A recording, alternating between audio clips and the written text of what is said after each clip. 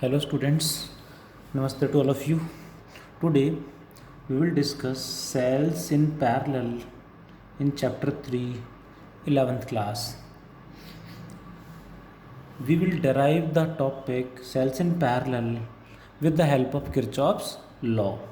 Let us consider a cell of EMF E1, internal resistance R1. One more cell there is of EMF E2 and internal resistance R2 connected in parallel and connected to an external resistance, let capital R. Then ये दोनों sales parallel में, तो इनका total EMF क्या होगा ये हमें derive करना है, कैलकुलेट करना है. Let a current flows from the first cell I1. Similarly, a current I2 will flow from positive terminal of second cell. So I1 plus I2, यहाँ पे टोटल करंट हो जाएगा I, sum of the two I1 plus I2, यानी current I becomes equals to I1 plus I2. That is जितना current यहाँ आ रहा है सेम यहाँ पे आई ही आएगा, बट यहाँ जैसे आएगा इधर करंट I2 चला जाएगा एंड यहाँ करंट I1, क्योंकि बैटरी से जितना करंट लीव करेगा उतना ही एंटर करेगा, यहाँ पे भी सेम. नाउ ऐसे तो तीन वेरिएबल हो जाएंगे, सो थोड़ा सा लेंदी हो जाएगा. सो एक वेरिएबल को हम यहाँ पे एलिमिनेट करेंगे, दैट इज़ I2 को हटा देते हैं. I2 की जगह हर जगह I माइनस I1 लेके चलेंगे, जिससे एक वेरिएबल कम हो गया हमारा, एक I और दूसरा I1. इससे दो इक्वेशन से हमारा काम चल जाएगा और हम डेराइव कर लेंगे. Now let us provide the names to the points A, B, C, D, E, F. Now let us apply what? Obviously KVL, Kirchhoff's second law. Applying KVL across first loop, हम first cell को include लेके करेंगे, second loop में second cell को include करेंगे. So first loop is A, B, C, D, E, F, A. A, B, D directly कह सकते हैं, या A, B we can write A, B, C, D, E, F, A. ध्यान रखें close loop means initial and final point must be same. Let us go according to KVL with sign convention. Sum of all potential differences in the close loop equal to 0. A से चलना start करेंगे, यहाँ से चलते हैं. इसका potential difference current की direction में जा रहे हैं माइनस IR, करंट की डायरेक्शन में जा रहे हैं तो माइनस IR. नेक्स्ट आगे बढ़े तो यहाँ आ गए, यहाँ पे भी हम इधर जा रहे हैं, करंट भी इसी डायरेक्शन में है, सो इसका पोटेंशियल डिफरेंस भी व्हाट, माइनस करंट की डायरेक्शन में, इसलिए माइनस I1 होगा यहाँ पे करंट R1. आगे बढ़े तो सेल को क्रॉस कर रहे हैं, that is plus E1, that is plus E1. And वहीं पहुंच गए पॉइंट पे, sum of all the potential difference is equal to 0, equation number 1. Similarly let us apply KVL applying Kirchhoff's voltage law across another loop including the second cell, this one. So it is A, B, C, F, A. A, B, C, F, A. Let's start again from A. मैं फिर clear कर दूँ, last topic में भी मैंने last video में यही समझाया था कि कहीं से भी चलें, किसी भी डायरेक्शन में चलें, बस साइन कन्वेंशन प्रॉपरली होने चाहिए, आंसर सेम आएगा, सही आएगा. ए से चलते हैं. Potential difference of capital R is minus IR. The next is इसका potential difference is what, minus I2 R2. But मैंने स्टार्टिंग में ही कहा इस वेरिएबल को हमने पहले ही कम कर दिया, सो I2 की वैल्यू क्या पुट कर दें, I2 की value is I minus I1, जिससे एक इक्वेशन स्टार्टिंग से ही कम हो जाएगा। Minus of current into resistance, current I2 की value I minus I1 into resistance R2। आगे बढ़े तो we are crossing the cell का potential difference plus E2, again reaching to the initial point equal to 0। That is now हमें यहाँ पे current I calculate करना है। तो वन वे इज, दो इक्वेशन है, यहाँ से I1 की वैल्यू कैलकुलेट करके यहाँ पुट कर दें एंड सॉल्व करेंगे तो I आ जाएगा, but it makes the solution lengthy. To make it easy what will we do, थोड़ा सा एक स्टेप ध्यान रखेंगे यहाँ पे। What is the step, equation first includes R1, so उसको R2 से मल्टीप्लाई कर देंगे। Equation first multiplied by R2 plus equation second में क्या है R2, तो इसे R1 से मल्टीप्लाई कर देंगे and what will we get, first में R1 है तो उसे R2 से मल्टीप्लाई कर दिया, सेकंड में R2 है उसे R1 से मल्टीप्लाई कर दिया एंड दोनों को ऐड करेंगे तो डायरेक्टली आंसर आ जाएगा एक स्टेप में। So it makes the explanation easy, so it is better to remember. इसको R2 से, इसको R1 से मल्टीप्लाई करके ऐड कर देंगे, डायरेक्टली ऐड करेंगे। It becomes minus R2, this becomes minus I1 R1 R2 plus E1 R2, ये इसमें R1 से R2 से मल्टीप्लाई किया और ये आ गया, प्लस ऐड करना है equation second into R1, this into R1, so this becomes minus है तो प्लस माइनस माइनस हो जाएगा, माइनस R1 से मल्टीप्लाई कर रहे हैं, माइनस इसको साथ साथ एक्सपेंड भी करेंगे, कोई स्टेप नहीं लेना, हमें इसी में सॉल्व करना है। माइनस R2 इंटू किससे मल्टीप्लाई कर रहे हैं, R1 से, minus minus plus I1, R2 already है, R1 से हम मल्टीप्लाई कर रहे हैं, plus E2 R1 equal to 0। You will got I1 यहाँ पे है और यहाँ पे है, this is negative and this is positive, get cancelled, minus I1 R1 R2 plus I1 R1 R2 get cancelled, I1 eliminate हो गया, ओनली कैपिटल I लेफ्ट, वही आंसर है हमारा, वही निकालना है, minus I minus I minus I, these three terms have minus I, let's take common, what is the remaining term, R2 plus this one has R1, क्योंकि minus I common ले लिया plus हो जाएगा, and this one is plus R1 R2 and other terms are taken in RHS, so इनको उधर लेके जाएंगे तो बनेगा minus E1 R2 minus E2 R1, let us take negative sign common, it becomes positive term, minus minus cancelled, current I becomes equal to E1 R2 this one plus E2 R1 divided by, ये denominator में जाएगा और इन दोनों में R common आ रहा है तो remaining term is R common, R1 plus R2 plus यहाँ से कॉमन नहीं है एज इट इज़ रहेगा, plus R1 R2। It can B rearranged like this, इसको रीअरेंज करके ऐसे लिख सकते हैं, देखो मेनली हमारा एक्सप्लेनेशन आ गया, बट इसको प्रॉपरली रिलेट करने के लिए, आंसर सही सही याद रखने के लिए इसको थोड़ा सा रीअरेंज करेंगे।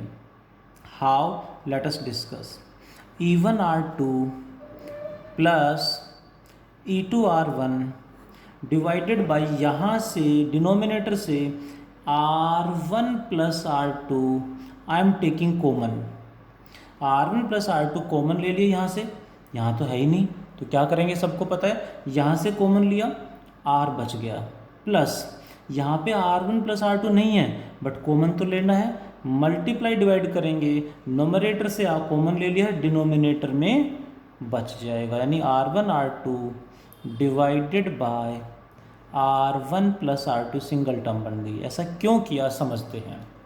वाई दिस रीअरेंजमेंट, डायरेक्ट याद रखने के लिए। The two cells are in parallel, so इनके इंटरनल रेजिस्टेंस भी पैरेलल में होंगे, एंड पैरेलल में रेजिस्टेंस हम सबको कैलकुलेट करना आता है, इन दोनों का पैरेलल में आएगा सॉल्व करके R1 R2 by R1 plus R2, means this can be written as total internal resistance of the two cells in parallel, यानी जो सेल्स पैरेलल में इनका टोटल इंटरनल ये आ गया और एक्सटर्नल ये, means this becomes external plus internal is what, total resistance of the circuit. तो ये क्या होगा according to Ohm's law, current क्या होता है, total EMF by total resistance, that means ये टोटल ईएमएफ हो गया और ये टोटल रेजिस्टेंस। सो दिस ये मल्टीप्लाई में इसको इस तरह से हम यहाँ पे लिख सकते हैं, it can be written as E1 R2 plus E2 R1 divided by R1 plus R2 whole divided by R plus R1 R2 divided by R1 plus R2. This is the current in the circuit. इस तरह से rearrange करने से हमें साफ साफ पता चल रहा है ये एक्सटर्नल, ये total internal, and external plus internal total resistance. इसका मतलब है कि ये टोटल ईएमएफ होगा according to Ohm's law. What is current, total EMF divided by total resistance, total EMF divided by total resistance. Compare करेंगे तो total EMF आ गया, ध्यान से देखेंगे या मल्टीप्लाई में था ये, इसको इसके डिनोमिनेटर में लिख दिया मैंने, इसके साथ मल्टीप्लाई में था, इसको ऊपर लेके जाएंगे पूरी टर्म यहाँ इसके साथ ही पूरी टर्म यहीं मल्टीप्लाई में आएगी, दिस बाय 1 1 ऊपर जाएगा और ये यहाँ आएगा। दैट्स वाई एम सेइंग इस तरह से रीअरेंज किया तो हमें प्रॉपरली आंसर मिल गया, याद करने का एक फॉर्मूला हमें डायरेक्ट मिल गया। So what is total EMF, E1 R2 plus E2 R1 divided by R1 plus R2 is the total EMF. What is total internal resistance, R1 R2 by R1 plus R2, and what is total resistance, external plus internal, external plus internal, यानी ये total resistance circuit का आ गया है this one. In this way we can calculate the total EMF of the circuit of the two cells in parallel. कई बार exam में, board exam में, CBSE exam में आ चुका है, ध्यान रखेंगे। डेरिवेशन केवीएल की हेल्प से, किरचॉफ्स लॉ की हेल्प से हमने डेराइव किया है, इसी में एक्स्ट्रा केस बनते हैं वो देखते हैं। Let us discuss one case, additional point ध्यान देंगे। If EMF of both the cells are equal to E, what is the total EMF now, E and E becomes equal, common आ जाएगा तो क्या बचेगा, R1 प्लस R2 से cut जाएगा, means EMF is equals, total EMF is equals to EMF of any one cell, यानी parallel में equal EMF हो तो टोटल EMF भी किसी एक सेल के EMF के इक्वल होगा। And if the internal resistances are also equal, then what is the total internal resistance, different हैं तो ये होगा, equal हो गई, it becomes R into R by 2R, solve करेंगे तो R square by 2R, solve करेंगे तो आंसर क्या आएगा, R by 2। what is the total resistance, obviously external plus external plus internal resistance. ये एक्स्ट्रा पॉइंट हैं जो हमें ध्यान रखने हैं। इसी में थोड़ा सा मैं पैरेलल कॉम्बिनेशन का डेरिवेशन पूरा हो गया, बट इसको थोड़ा सा मैं और एक्स्ट्रा केसेस से रिलेट करूँगा, ध्यान से देखेंगे please. If I will take n cells in series, for n cells, for an identical cells कह सकते हैं, n identical cells are there, n identical cells in parallel, what are the result, देखते हैं ज़रा क्या रिजल्ट होंगे, समझते हैं। Let us draw the diagram. One cell of EMF E, internal resistance R, identical है मीन्स सबका EMF and internal resistance will be same, E R, and so on and so on.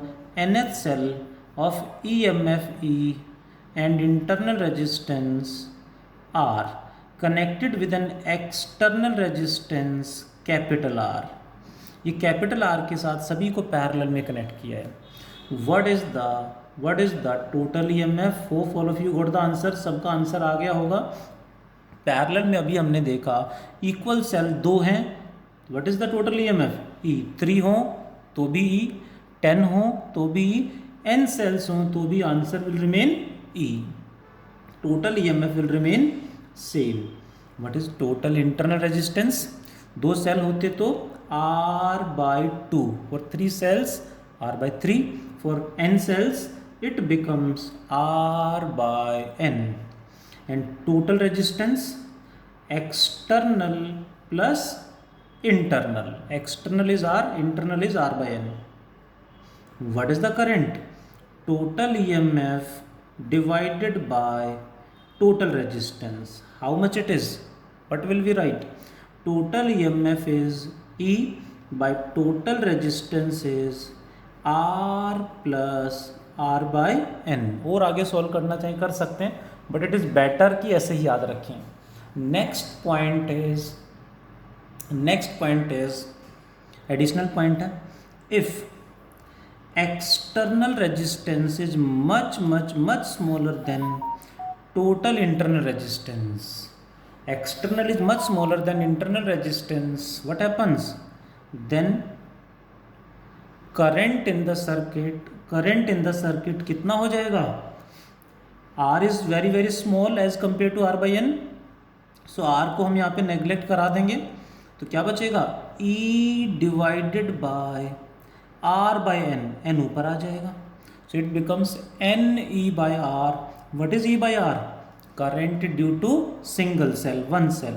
So it can be taken as n times the current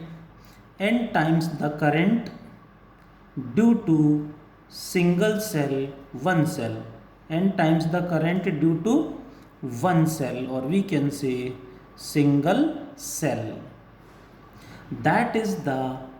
This is the maximum current in parallel combination of n cells, n identical cells. So ध्यान रखेंगे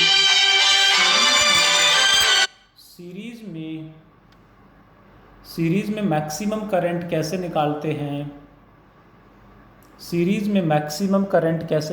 हैं.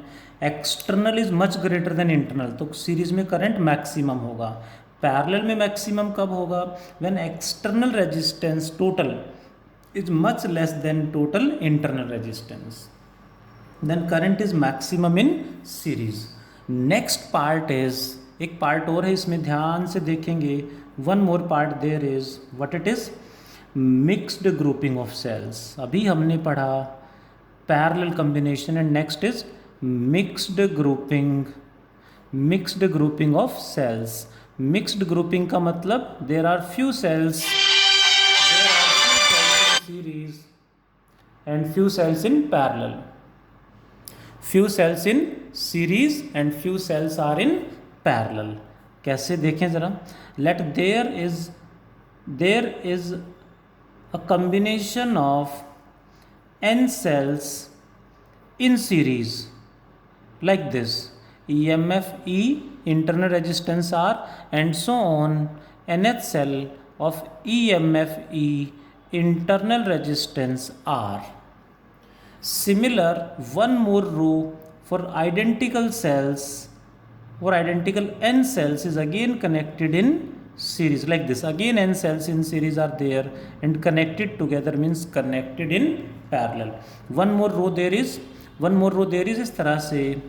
Let m rows are there, m rows are connected in parallel like this. M rows are connected in parallel together. How many cells in one row? N. How many rows are there? M. And connected in parallel and connected with an external resistance capital R as shown in the figure. Now the point is what is the total EMF.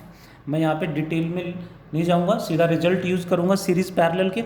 Series में आपको याद होगा result, last video में आपने देखा होगा, class में पढ़ा होगा, ईएमएफ डायरेक्टली ऐड होता है सीरीज में। For 2 cells E plus E 2E, for 3 cells 3E, for n cells it becomes Ne.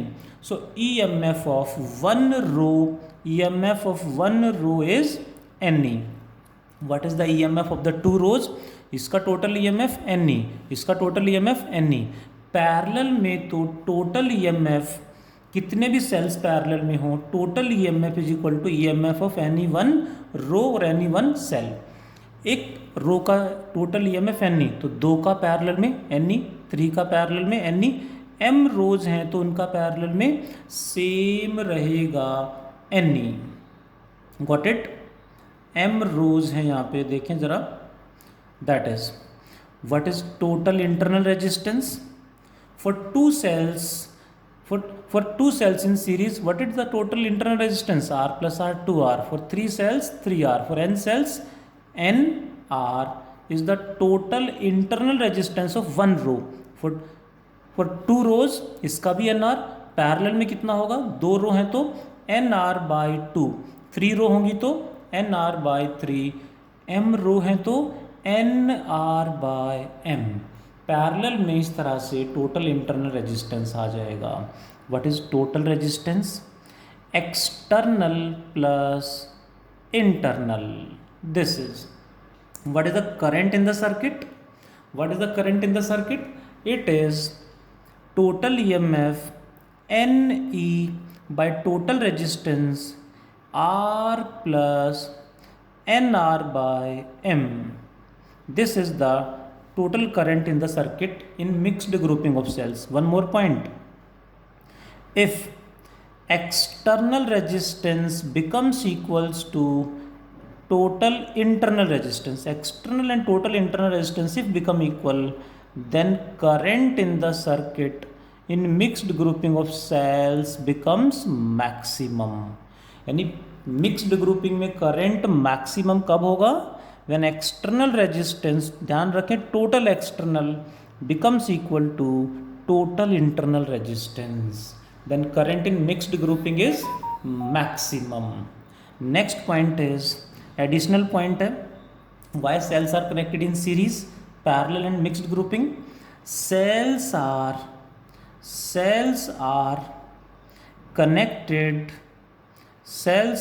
connected in series to increase the voltage,